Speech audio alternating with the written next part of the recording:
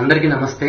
ఈ మన జయ జయ తెలంగాణ అనే పాట మన తెలంగాణ కోసం అందశ్రీ అన్న రాసినటువంటి పాట సరిగ్గా సంవత్సరంన్నర క్రితం మన ప్రస్తుత సీఎం రేవంత్ రెడ్డి గారు, మన డిప్యూటీ సీఎం బట్టి విక్రమార్క గారి ఆధ్వర్యంలో ఒక అర్జెంట్ కార్యక్రమం జరిగినప్పుడు నాగార్జున ద్వారా ఆ పాటకి సంగీతం చేయాలన్నప్పుడు అప్పటికప్పుడు అదే రోజు పొద్దున ఎర్లీ మార్నింగ్ చెప్పంగానే నా పనులను పక్కకెట్టుకొని అసలు ఒక రూపాయి బడ్జెట్ కూడా లేకుండా, అసలు ఒక రూపాయి కూడా ఆశించకుండా, అంటే మళ్ళీ ఎప్పుడైనా ఈ పాటను మళ్ళీ రికార్డింగ్ చేయాల్సి వస్తే నువ్వే చేయాలి, నీ యొక్క ఆధ్వర్యంలో చేస్తాం అని చెప్పి కొన్ని మాటలు చెప్పడం ద్వారా, ఆ పాట ఉన్నటువంటి గౌరవం ద్వారా, ఆ పాట రాసినటువంటి అందశ్రీ అన్న మీద ఉన్నటువంటి గౌరవం ద్వారా, నాగరాజు మీద ఉన్నటువంటి గౌరవం ద్వారా ఆ సమయంలో నా పనులు పక్కకు పెట్టుకొని అసలు ఎలాంటి ఏం ఆశించకుండా నేను అప్పటికప్పుడు ఒక 12 నుంచి 13 గంటలల్లా నేను ఆ పాటని కంపోజ్ చేసి మంచిగా ఒక మేల్ సింగర్, ఒక 8 మంది బృందగానం అమ్మాయిలు పెట్టి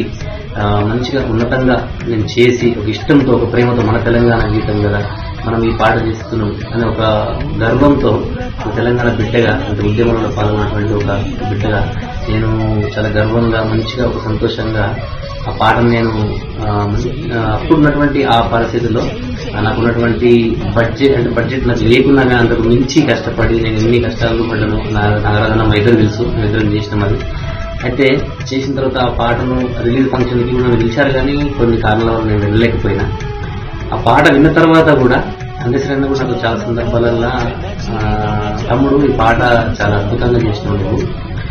నేను మొట్టమొదలు రామకృష్ణ వాడిన పాటలో నాకు ఒక అమ్మాయిల గొంతు, అంటే ఒక సుశీలతో వాడించాలని నాకు ఉండే, అది నువ్వు నా ఆత్మను పట్టుకున్నావు, ఇందులో బృందగానం చేసి నువ్వు అద్భుతమైనటువంటి నా ఆలోచనని ఆవిష్కరించిన నువ్వు నా మనసును గెలిచిన తమ్ముడు. ఈ పాట కనుక చేస్తే తప్పకుండా మనమే చేస్తాం, నువ్వు చేస్తావు, నేను మనందరం కలిసి ఈ పాటను మళ్ళీ మంచి బడ్జెట్ ప్రభుత్వం వచ్చినాక లేకపోతే మరోసారి ఒక వైభవంగా చేసినప్పుడు మాత్రం తప్పకుండా నువ్వే చేస్తామని అందశ్రీ కూడా నన్ను ఆశీర్వదించిండు, చాలాసార్లు చెప్పిండు.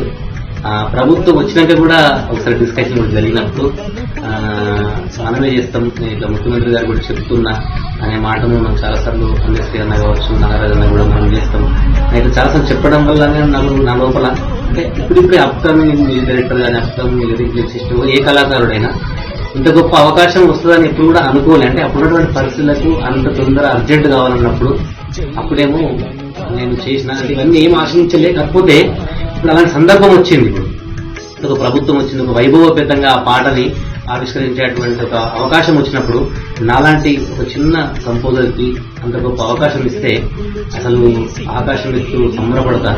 అసలు నేను నాలంటూ ఎవరైనా నేనంటే సరే నేను ఆ పాటను చేసినా కాబట్టి నేను బాధపడుతున్నాను. నాకు వాళ్ళు చెప్పారు, అంటే నువ్వే చేయాలి, మళ్ళీ తర్వాత నువ్వే చేస్తామని కొన్ని ఆశలు చెప్పడం వల్ల నేను ఈ ఆవేదన చెప్తున్నాను తప్ప ఎవరిని నిందించడం అని కాదు. కాకపోతే నేనేది కాకుండా ఇక్కడ ఎక్కడ బాధ అనిపిస్తుందంటే, కీరవాణి గారు అంటే అందరికీ గౌరవం ఉంటుంది, నేను కూడా కీరవాణి గారి పాటలు పాడుతాను, మంచిగా నేను అభిమానిస్తాను. కాకపోతే ఆ కీరవాణి గారిని తలదన్నేటువంటి మ్యూజిక్ డైరెక్టర్ మన తెలంగాణలో లేరని మన పెద్దన్న అట్లా అనడం అనేది నాకు కొద్దిగా బాగా బాధ అనిపించింది. అప్పుడు మరి అలాంటి సందర్భంలో కూడా మరి కీరవాణితో పనిచేయించుకునేది ఉండే కదా. మరి కీరవాణి గారితో అప్పుడు మనకు చెట్ల ప్రభుత్వం లేదు, మనకు అప్పుడు బడ్జెట్ లేదు అన్నప్పుడేమో మాలాంటి చిన్న కళాకారులు మనకి వస్తారు. ఇప్పుడు వైభవపేతంగా ఒక మంచి ప్రభుత్వం వచ్చి చేతుల బడ్జెట్ ఉంది, సమయం ఉంది, ఇంత బాగున్నప్పుడేమో మరి చిన్న కళాకారులు, చిన్న మీ డైరెక్టర్లు ఎందుకు మీరు గుర్తురారు? చిన్నవాడికి ఒక అవకాశం ఇస్తే మిమ్మల్ని పెద్దగా గుండెలో ఎత్తుకుంటారు. ఆల్రెడీ పెద్దవాళ్ళకి అవకాశం ఇస్తే వాళ్ళకు మీరు వాళ్ళ ఆస్కార్ గ్రహీతలు, మీరు ఇచ్చేది వాళ్ళకి ఆస్కార్ కిందనే ఉంటుంది తప్ప ఆస్కార్ మీద ఉండదు.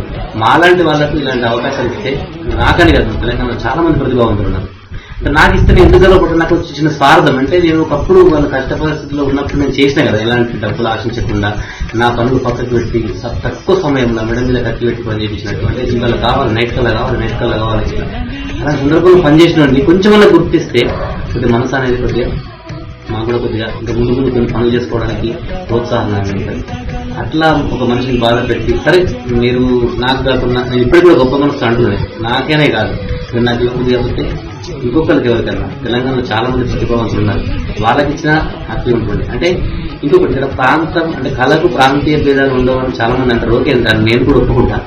కానీ తెలంగాణ పాట గతంలో బతుకమ్మ పాటను ఏ.ఆర్. రెహమాన్ గారు చేసినప్పుడు తన అద్భుతమైనటువంటి కంపోజిషన్ చేసిండు. కానీ తెలంగాణ ప్రజలకు అది ఎక్కలేదు. ఎందుకు ఎక్కలేండి?